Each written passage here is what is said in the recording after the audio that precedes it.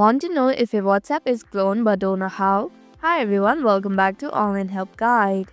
In this video, I'll show you some quick and easy steps on how to know if your WhatsApp is cloned.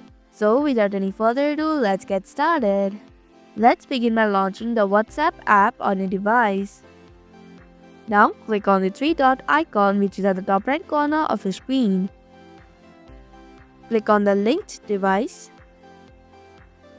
Here you can see the device that you are logged in. If you want to remove any unknown device, tap on it. Then click on the logout button.